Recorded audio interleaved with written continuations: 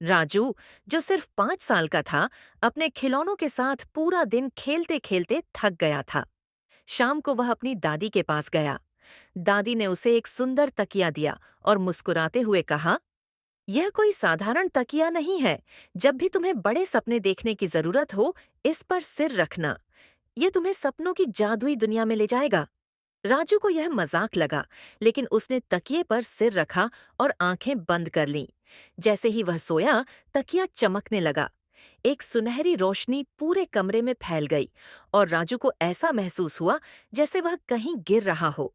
जब उसने अपनी आंखें खोलीं, तो उसने खुद को एक अनोखी दुनिया में पाया। वहां चॉकलेट के पेड़ थे, दूध और शहद की नदियां बह रही थीं और आसमान में रंग बिरंगी जेली बर्ड्स उड़ रही थीं। ये सब देखकर राजू आश्चर्यचकित रह गया। अचानक एक सफेद खरगोश टोपी और जैकेट पहने उसकी ओर दौड़ता हुआ आया।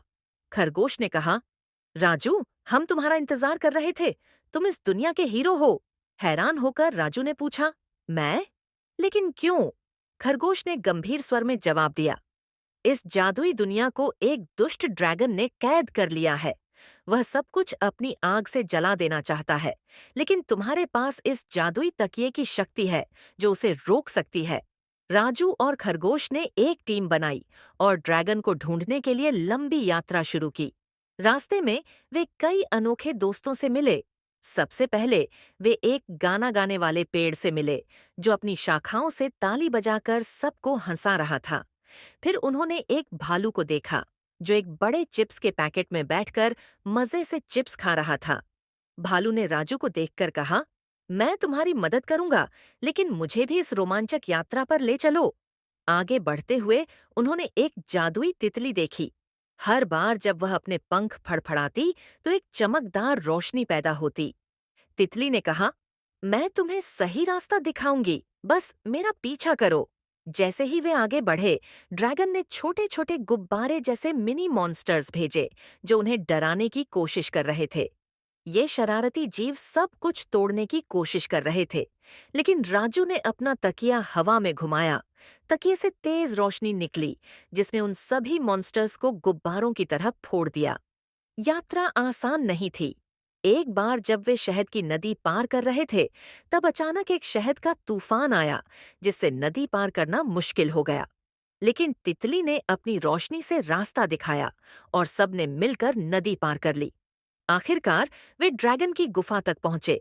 गुफा के बाहर का माहौल अंधेरा और डरावना था, लेकिन राजू ने हिम्मत नहीं हारी और खरगोश के साथ गुफा के अंदर चला गया। ड्रैगन बहुत बड़ा और डरावना था। उसकी लाल आंखें चमक रही थीं और वह आग उगल रहा था। उसने गरज कर कहा, तुम मुझे चुनौती देने की हिम्मत करते हो? मुझे कोई हरा नहीं सकता। राजू ने अपना तकिया मजबूती से पकड़ा और चिल्लाया, मैं तुम्हें रोकने आया हूँ। उसने तकिया हवा में उछाला और तकिया चमकने लगा। तकिए से एक बड़ा जादुई बादल निकला। जादुई बादल ने ड्रैगन को चारों तरफ से घेर लिया। ड्रैगन ने भागने की कोशिश की, लेकिन बादल ने उसे सोने की मूर्ति में बदल दिया। गुफा की सारी अंधेरी ऊर्जा गायब हो गई और जादुई दुनिया फिर से उज्जवल हो गई। सभी जानवर और पौधे राजू के चारों ओर इकट्ठा हो गए। खरगोश ने कहा, राजू, तुमने हमें बचा लिया। तुम हमेशा हमारे हीरो रहोगे। वहां खूब जश्न मनाया गया और राजू को ढेर सारे चॉकलेट और मिठाइयां दी गईं।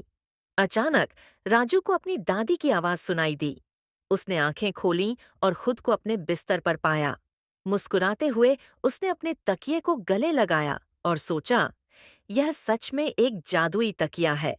उस दिन से राजू हर रात बड़े सपने देखने के लिए तैयार रहता था।